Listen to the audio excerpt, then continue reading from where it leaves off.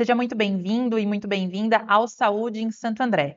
O tema do dia é Parkinson, uma condição neurológica que afeta milhares de pessoas no Brasil e no mundo. Para a gente entender melhor os avanços do diagnóstico e também do tratamento, a gente recebe a doutora Margarete de Jesus Carvalho, que é neurologista e coordenadora do Ambulatório de Distúrbios do Movimento da Faculdade de Medicina do ABC, que atende mais de 250 pacientes com esse quadro. Doutora, seja muito bem-vinda, é um prazer te receber aqui. Eu que agradeço muito o convite para a gente poder falar um pouquinho do Parkinson. Então vamos falar um pouquinho para começar essa conversa colocando tudo na mesa, né, para a gente entender melhor o que o Parkinson gera no cérebro e no corpo do paciente que descobre esse diagnóstico, doutora. Então, primeiro, o Parkinson, né, é uma doença neurodegenerativa, tá? Então você vai tendo uma perda de neurônios, tá? Por causa dessa doença. A gente não sabe o porquê, tá? A causa é desconhecida. E a perda desses neurônios, principalmente um tipo de neurônio que produz uma substância chamada dopamina. Devido à falta dessa substância dopamina, que está relacionada com os movimentos automáticos. O que é movimento automático quando a gente fala? É andar, falar, né? Andar de bicicleta. Então, são ações que você aprendeu num determinado momento da vida e que você não pensa para poder realizá-los. Tá? Que é Então, do isso daí é um dia a movimento dia, né? A do gente dia a dia fala. da gente, né? Então, isso são os movimentos automáticos. Devido à deficiência da produção dessa dopamina, porque os neurônios eles estão morrendo, né? Estão sendo degenerados, que a gente chama, você tem a perda desses movimentos automáticos. Então, o paciente ele vai ter dificuldade para andar, dificuldade para comer, para falar. Então, a qualidade de vida do paciente fica extremamente comprometida. Vai muito além, porque quando a gente pensa assim no senso comum, é só a tremedeira, né? Vai Não, muito além não. disso, né? E é interessante na doença de Parkinson, porque ela é dividida clinicamente, né, o quadro clínico, a manifestação do paciente, de duas formas. A forma tremulante, que a maior parte das pessoas conhecem, né, porque inclusive Sim. até o Papa João Paulo II ele tinha Parkinson, né? Então é aquela forma que é a pessoa idosa que treme. Apesar que não é todo o idoso que treme que tem Parkinson, é um tremor específico, é tremor em repouso, ou seja, quando a pessoa fica relaxada, ela tem o tremor, tá? Então, essa daí é a forma tremulante que a gente chama. Mas tem os pacientes mais jovens, até abaixo de 40 anos, inclusive até abaixo de 21 anos, que tem Parkinson. Essa forma é a forma que a gente chama rígido-acinética, ou seja, o próprio nome diz, rígida, então a pessoa ela tem uma rigidez muscular, e acinética, que vem do grego, é movimento, então pouco movimento. Tá?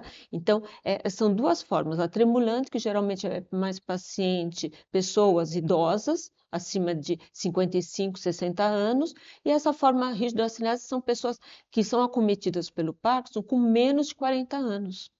Então, é correto pensar que não necessariamente depende da idade, porque também a gente Não, associa com uma doença que acomete mais os idosos, né? Mas na verdade não, pessoas muito jovens, ali na casa dos 20 anos, também pode ter é Parkinson. raro, abaixo de 21 anos, que é o que a gente chama do Parkinson genético mesmo, né? Tem outras pessoas na família, tá? E no mundo inteiro não chega a 50 famílias, e uma Ah, inclusive é brasileira. olha, Uma é já brasileira, teve é um algum gênio. contato nessa Sim, sim, investigação, sim. doutora? Inclusive, eles são acompanhados em São Paulo, tudo, e são vários membros da família com Parkinson, né? E aqui eu cheguei a acompanhar, ela começou com sintomas com 17 anos, mas isso é raríssimo, tá? Qual que é o mais habitual, que é do dia a dia, tá? É pacientes idosos acima de 55, 60 anos, e essa gama de pacientes em torno dos 40, 30, 40 anos, tá? Que a maior parte dos pacientes tem isso, mas existe essa forma raríssima, tá? Que no Brasil a gente tem uma família, né? Que eles começam com Parkinson em torno de 17, 18 anos de idade. É bom enfatizar que é raro É também, né, para não raríssimo, causar. o habitual são essas duas formas clínicas. E de uma maneira geral, doutora, a gente até conversava antes que o Parkinson ainda não tem uma causa necessariamente Uhum, definida, né? uhum. Mas de uma maneira geral, tem sintomas específicos que as pessoas precisam ficar de olho, que pode lá no futuro desenvolver a doença? Sim. Quais seriam esses sintomas? Então, o diagnóstico de doença de Parkinson é diagnóstico clínico, que quer dizer isso? Para você poder fazer o diagnóstico da doença de Parkinson, você tem que conversar com o paciente, que é a anamnese, que chamamos, fazer o exame físico, né, e o exame neurológico. Então, a partir do momento que você faz isso e você, no exame neurológico, você vai pesquisar 3 coisas. Se o paciente tem tremor de repouso, ou seja, ele fica relaxado e treme, tá? Tem a rigidez muscular, tá? E tem a lentificação dos movimentos, tá? Se o paciente tiver, tem que ter pelo menos 2 desses 3, tá? O quarto sinal, que seria instabilidade postural, que o paciente não chega e fala para você, eu tenho instabilidade postural, ele vai se queixar de desequilíbrio, está tendo quedas. Então, esses 4 a gente chama de sinais cardinais. Para uma pessoa, a gente falar que ela tem uma síndrome parkinsoniana, tem que ter 2 desses 4, pelo menos. Se tiver um só, não dá para fechar o diagnóstico de nada. Tem que ter 2 dos 4. E para ser Parkinson, necessariamente um deles tem que ser a lentificação dos movimentos, que é a bradicinesia que chamamos, tá? Então, o paciente, nesse momento, você fala, o paciente tem uma síndrome parkinsoniana, um possível Parkinson, se tiver a bradicinesia.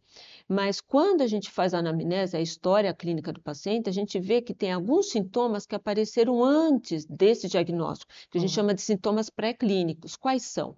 É a obstipação intestinal, tá? Olha. A diminuição do olfato, quadro de depressão e um distúrbio do sono, que é o chamado distúrbio comportamental do sono REM. E era o que eu ia perguntar, porque antes a gente citou alguns sintomas que são motores, né? Mas também tem Sim, esses que não são motores e que é preciso ficar de olho, como sim, constipação, que é algo que eu acho que difícil imaginar que tem alguma ligação, né? tem bastante. E tanto que a doença, sempre quando falamos de doença de Parkinson, o leigo pensa só realmente na parte motora, né? Mas no quadro clínico são sintomas motores e sintomas não motores, né? E só quando aparece os sintomas motores que a gente consegue fazer diagnóstico, ou seja, quando a gente vê esses 4 sinais que eu comentei, esses sinais cardinais, que é o tremor de repouso, a bradicinesia, a instabilidade postural e a rigidez muscular. E Antes não consegue fazer diagnóstico. a gente falou da raridade do outro quadro, mas esses quadros, esses sintomas que a senhora disse agora, juntos, em qualquer idade, é importante começar então a fazer uma investigação. Não, por exemplo, um paciente que tem diminuição do olfato, a chance dessa diminuição do olfato ser um quadro neurológico é raríssimo. Geralmente, quando a pessoa tem uma diminuição do olfato, que é a hiposmia que a gente chama, é por uma sinusite, por uma rinite de repetição, às vezes por um trauma, uma cirurgia que fez na região do nariz. Então, é diagnóstico de exclusão e a gente só consegue relacionar que o paciente, aquela hiposmia que ele já tem há anos, a obstipação que ele já tem há anos, o distúrbio do sono também há anos, né? E a depressão há anos, é por causa da doença de Parkinson, faz parte do quadro de Parkinson, quando aparecem sintomas motores. Entendi. Então, não dá para generalizar. Então, é quando a gente examina o paciente e, né, na história, na anamnese, a gente sempre pergunta: sente o cheiro das coisas? Tem algum problema para dormir? Né? Então, daí a gente faz esse feedback, porque daí a gente tem uma noção mais ou menos de quando que começou a doença. E doutora, esse diagnóstico, como em outros casos de distúrbios, ele é feito de maneira multidisciplinar também, ou basta uma consulta ao neurologista e é possível que com o tempo seja feito esse diagnóstico? Ou vai precisar de algumas outras especialidades? Como que é feito? Não, o diagnóstico é o neurologista. O ideal é o Uhum. neurologista, tá? Porque muitas vezes essa rigidez muscular, que é uma coisa, inclusive essa semana eu atendi um paciente assim, que o paciente começou com dor no ombro, é muito frequente essa queixa. Olha. Começou com dor no ombro, já tinha passado com ortopedistas várias vezes, fazendo fisioterapia. Depois de um tempo, essa dor caminhou para o braço todo, depois de alguns meses, né? E daí, ainda bem que o ortopedista é uma pessoa mais orientada, né? Atento. Foi examinar e viu que ele estava com rigidez sugestiva de doença de Parkinson, encaminhou para o neuro. Então, às vezes, o quadro de dor é uma manifestação também. Então, é por isso que a gente faz até capacitação de outros médicos, de outras especialidades, para eles estarem atentos a isso. Porque às vezes o sintoma que o paciente tem, no caso, é uma dor, não é uma dor, no caso, ortopédica ou por um quadro reumatológico. Fazendo um exame simples para ver a rigidez, ver se tem ou não a rigidez, se o paciente está mais lento, perguntar, né? É Já ajuda. importante estar atento dos dois lados, Dos né? dois O lados, do especialista paciente e o e do paciente médico observar a geral própria também. dor, né? Às vezes é o familiar, a esposa que nota quando a pessoa anda, não movimenta muito bem um lado. Daí, às vezes, é a esposa que traz Aí o o familiar, paciente. ele tá andando estranho, né? Vai na É, investigação. exatamente, Às vezes a exatamente. própria pessoa Arrastando se o pé. adaptou, né? É, E não se atenta a isso. exatamente. Às vezes tem câimbra, a câimbra por causa da rigidez que está tendo, e a pessoa não percebe. Homem é muito assim distraído com ele, né? Mulher é que mais atenta. Não, e isso me leva a uma pergunta que eu ia até reservar mais para o final, Sim, mas tocando agora. Esse diagnóstico de Parkinson, ele também pode partir para um diagnóstico mais de gênero? Existe alguma pesquisa que identifique que, por exemplo, homens têm mais quadros de Parkinson que mulheres ou não, está vice-versa? mais ou menos um para um. Um Não tem pouquinho, essa às vezes, diferença. dependendo de alguns estudos, está predominando um pouquinho em mulher, mas assim, no máximo um para dois. Entendeu? Mas é bem equiparado. E a população está envelhecendo, né? Então, a chance, como uma doença, pelo próprio envelhecimento também, então a chance de ter mais diagnóstico é maior. A população está envelhecendo, é muito frequente você atender pacientes com 90. Já atendi paciente com 102 anos, passou pelos Nossa, 3 séculos. Os três olha, séculos. Nasceu no último ano do século XIX, passou pelo século XX inteiro, eu sim, atendi ele no primeiro ano do século XXI. olha que Então, interessante. é a pessoa lúcida. E assim, a medicina avançou, a gente tem mais informação também. Sim, Hoje, muitos médicos criam conteúdo também, até uhum. para falar sobre vários tipos de doenças. Então, acho que isso, de alguma maneira, também ajuda no aumento do diagnóstico, não porque de repente surjam mais casos, mas porque as pessoas têm mais As duas coisas, informação, né? né? As duas coisas, e É, busca também. A gente estava falando sobre as causas, né? sim, Apesar de não ter algo definido, a genética é um fator importante nesse caso. Tem o caso do brasileiro, da brasileira que tem a condição rara, né, sim. de ser muito jovem, ter Parkinson e a família dela também tem. Isso de alguma forma é uma chancela de que a pessoa tem que ficar mais atenta? Não, porque independente se ser um Parkinson genético ou um Parkinson idiopático, ou seja, que a gente não conseguiu identificar a causa, o tratamento é igual. Não vai mudar o tratamento. Entendeu? É diferente, por exemplo, de alguma outra doença genética que você comprovando que realmente é uma causa genética, tem um gene lá envolvido, a pessoa tem ou não, vai mudar. Não, não muda. E também não é uma garantia que, por exemplo, a minha mãe, só um exemplo, né? Não que Uhum. isso tenha acontecido de fato, mas a mãe tem Parkinson, o filho não precisa entrar Não em total necessariamente, desespero, não, porque não vai não, ter essa correlação tão não tem, não. imediata. E é uma doença tratável. Apesar de não ter cura, é uma doença tratável. E o que é importante, que eu vejo assim no dia a dia, é que os pacientes, eles muitas vezes só estão medicados. E não é só o remédio, é o remédio mais o tratamento multidisciplinar. Então, o que que é o tratamento multidisciplinar? Tem que fazer fisioterapia, tem que fazer fono, tem que ter um acompanhamento com a nutricionista e tem que fazer atividade física, porque a gente vai envelhecendo, ainda bem, né? A É gente verdade. envelhece. Então, quando a gente envelhece, você perde músculo, isso daí é natural. É fisiológico você perder músculo. E para você manter a sua autonomia, ou seja, você conseguir andar, conseguir levantar de uma cadeira, levantar da cama, fazer a sua higiene pessoal sem precisar de terceiros, ou seja, você manter a sua autonomia, você precisa de músculo, né? Então, a atividade física é essencial para você manter a sua autonomia, independente se a pessoa tem ou não uma doença. E no caso do Parkinson, mais ainda, porque, inclusive, fazendo atividade física, ele vai ter vários benefícios. Então, vai diminuir essa perda muscular, que é uma coisa fisiológica, a gente vai envelhecendo e vai perdendo músculo. É natural isso, não tem como Normal. evitar. A segunda coisa é que assim já tem vários estudos comprovando que a atividade física diminui o risco de demência. Vários, tá? Porque quando você faz atividade física, você produz substâncias que são neuroprotetoras, tá?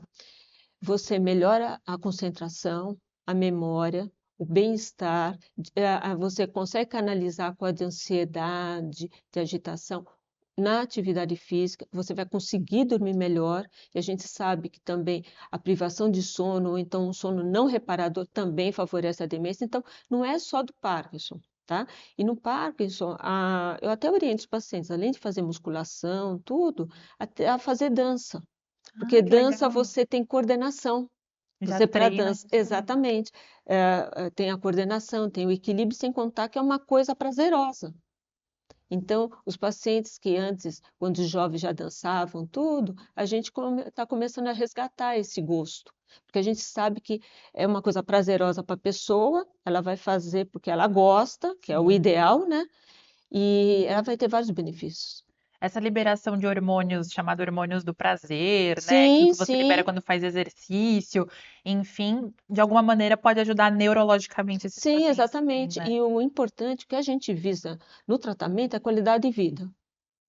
É do paciente ele conseguir fazer as coisas que ele tem desejo, né?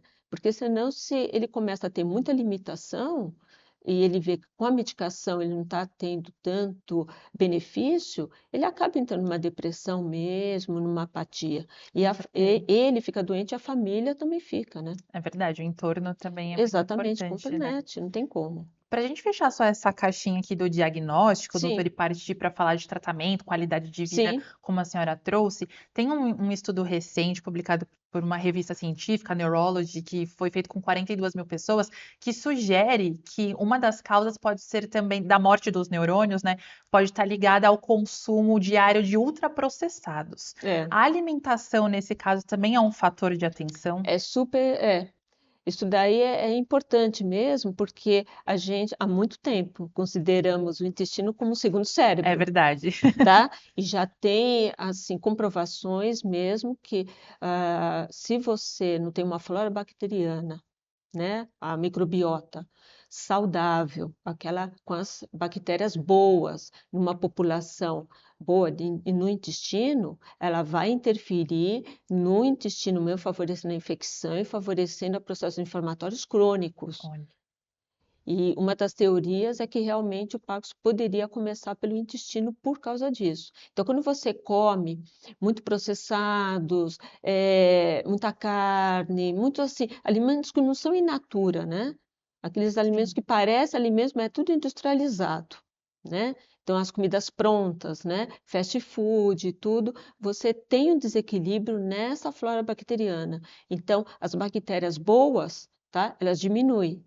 E quem vai assumir, né? Aumentar as bactérias ruins, que são essas que conseguem digerir esse tipo de alimento. Olha que Então, por interessante. isso que é importante você comer mais verdura, legumes, frutas, inclusive frutas com casca, porque as proteínas, as bactérias boas, elas vão, para elas se reproduzirem, tudo, elas vão digerir isso. Verdura, Interessante. legumes e casca de frutas, tá? Elas precisam desse substrato para elas poderem sobreviver. E, em contrapartida, quem tem obstipação intestinal consegue que o intestino funcione por causa que isso não é digerido, né? Ele é digerido pelas Uhum. bactérias, mas ele vai acabar formando o bolo, né, fecal. E outra coisa também, beber água, né? Idoso não bebe água. É impressionante, não bebe água, tanto que a gente até orienta a tomar água com canudinho, Olha, porque aqui nos lábios a gente tem receptores de saciedade da água. Então, quando você bebe um copo de água, alguma coisa assim, você molha, então o cérebro entende que você já está hidratado.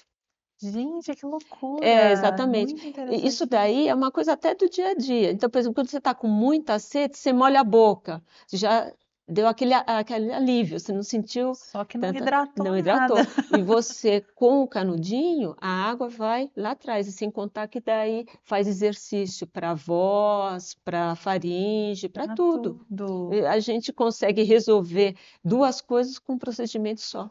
Não, e eu fiquei pensando aqui que, em suma, também, não só no caso de Parkinson, como para a vida no geral, Sim, exercício e boa exatamente. alimentação, gente, É não essencial, tem como tudo na fugir cura. para a Exatamente. vida inteira. Sim, E sobre os tratamentos, doutor, o que a gente tem disponível hoje na medicina que dá muito certo? Já trouxe aqui também que para aumentar a qualidade de vida tem o exercício, a alimentação, a sim, dança é um super sim. aliado. E quais os tratamentos mais comuns e disponíveis hoje? Então, junto com o tratamento multidisciplinar, que é com essa equipe físio, fono, terapia ocupacional, nutricionista, e muitas vezes também psicóloga, dependendo do impacto da doença na vida do paciente, também tem o tratamento medicamentoso, tá? Certo. A levodopa é o que a gente considera de droga padrão, né? Padrão ouro, porque assim, você dando a levodopa, o paciente melhora muito.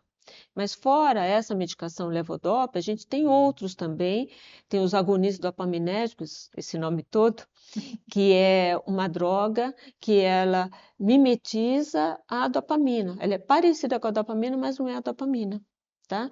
E a gente tem também inibidores da degradação da dopamina, que também, em determinados momentos da fase da doença, a gente também utiliza, E tá? no ambulatório mesmo, onde a senhora é coordenadora, que tem mais de 250 Sim, pacientes, né, com esses casos de Parkinson, como que vocês fazem esse tratamento? Pelo que eu entendi, é uma equipe sim, multidisciplinar, né? sim, Então já leva o medicamentoso, o exercício, a fisioterapia, sim. inclusive, né, qual a importância da fisioterapia em tudo isso, doutora? Então, a fisioterapia é extremamente importante. E não só a físio, quanto a fono e a nutrição. Quando a gente faz diagnóstico de doença de Parkinson, são três profissionais de saúde que é o ideal você encaminhar, tá? Três, não, quatro. Primeiro, o otorrino, tá? Por que o otorrino? Porque o otorrino, ele vai ver se o paciente está com dificuldade para engolir, tá? Que a gente chama de disfagia. Por quê? Porque se ele estiver engasgando, tá? O alimento, o que que é o engasgo? O alimento, em vez de ir para o estômago, ele está indo para o pulmão. E daí esse alimento indo para o pulmão vai dar infecção, internação, e são casos graves, podendo até evoluir à morte, tá? Então, o otorrino ele vai ver o tanto que esse alimento realmente ele está indo para o estômago ou se está tendo o líquido mesmo indo em direção ao pulmão. Certo. Então, é para evitar infecções. Também, ele avaliando essa musculatura aqui da faringe, ele vai dar respaldo para a fono saber o tanto que está comprometida essa musculatura, tá? Então, ela vai trabalhar a musculatura tanto para a pessoa poder comer, quanto para a pessoa poder falar, tá? Então, do otorrino, vai passar para a fono para ver essas duas partes, tá? Certo. E também do otorrino, depois dos 50 anos, é rotina a gente pedir para fazer audiometria. Por que audiometria? Porque a gente vai envelhecendo, a gente vai perdendo um pouco a acuidade auditiva. E se a pessoa não escuta direito, também favorece a demência. Olha, Então, é uma coisa recente, é um estudo recente, tem uns 2 anos mais ou menos. Então, e isso daí está comprovado. A pessoa não escuta direito, então ela até muitas vezes evita a socialização para evitar de ficar perguntando. fica Então, constrangido com aquela constrangida, e situação. muitas vezes ela responde ou então pergunta mais tarde a mesma coisa, porque ela não entendeu, e para ver se ela, na segunda tentativa, ela entende. Olha Daí, só. às vezes, vem o familiar achando que é demência, porque está perguntando várias vezes, às vezes não, a pessoa não está escutando, daí ela pergunta para ver se ela consegue escutar e Nossa, entender. puramente audição. Exatamente, é a audição. É muito frequente isso, não é pouco frequente. E mesmo paciente que já tem a queixa de distúrbio cognitivo, a gente manda para o otorrino para ver, avaliar a audição. Então, o otorrino é a fono, tá? O fisioterapeuta, porque o paciente, com a evolução da doença, ele tende a ter uma antroflexão, ou seja, ele fica arcado para frente. E isso muda o centro gravitacional, favorecendo a quedas. Ainda quando cai, não se machuca, mas a chance de se machucar, fraturar é enorme, ainda mais pessoas Com idosas, certeza. tá? Então, é para você manter o equilíbrio e você poder andar. E por causa também da doença, a doença acaba na evolução pegando os 4 membros. E quando pega a perna, o paciente fica arrastando. Isso daí também favorece ele a cair, né? Então, ele vai orientar a postura. Então, em vez de ele ter essa anteflexão, ter a postura correta, a postura ereta, e ele também ensinar a andar para evitar quedas. Tá? Então, é preventivo. E o quarto profissional é a nutricionista, que meio que trabalha junto com a fono. Por quê? É paciente idoso, muitas vezes, pelo fato de ele não estar engolindo direito por causa de problema aqui na musculatura, ele ou a família, substituindo o alimento. Então, por exemplo, uma carne não consegue engolir, passa para uma sopa, que não, Entendi. muitas vezes não tem o mesmo valor nutricional que uma carne, um arroz, um feijão, e que Que precisa substituiu continuar, né? para ele continuar comendo. E nisso a pessoa desidrata e fica desnutrida. Nossa, doutora. Entendeu? Então, por isso que a nutricionista, junto com a fono, consegue trabalhar em conjunto, daí você começa a adequar a alimentação, às vezes até com suplemento, coloca um espessante no líquido, em tudo que for líquido, que daí, em vez de ficar líquido, fica mais espesso, daí evita essa disfagia do líquido ir para o pulmão, evitando infecção. Então, é uma bola de neve, bem da verdade. Nossa, totalmente, Total. assim, É, pensar todas essas frentes, né? Um time realmente preparado sim.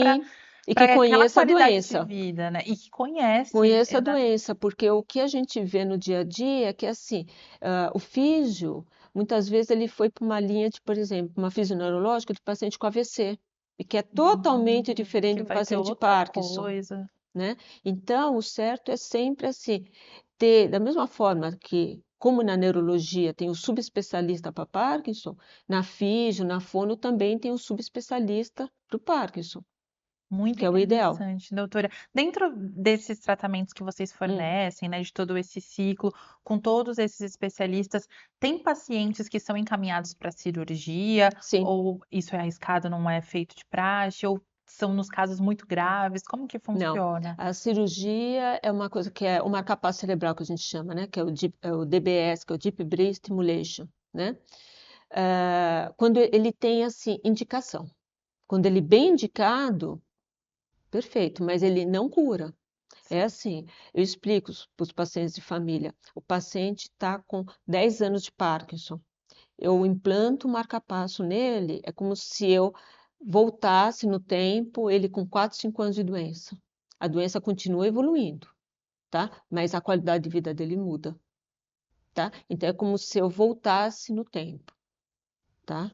E vai chegar um ponto que assim, eu tenho o marca-passo para eu programar, né? Que a gente programa igual um marca-passo cardíaco, tá? Certo. A gente programa o marca-passo e mexe na medicação. Então, antes da cirurgia, eu só tenho a medicação e o multidisciplinar. Pós-cirurgia, eu tenho o marca-passo, que eu consigo mexer, consigo modificar, tá?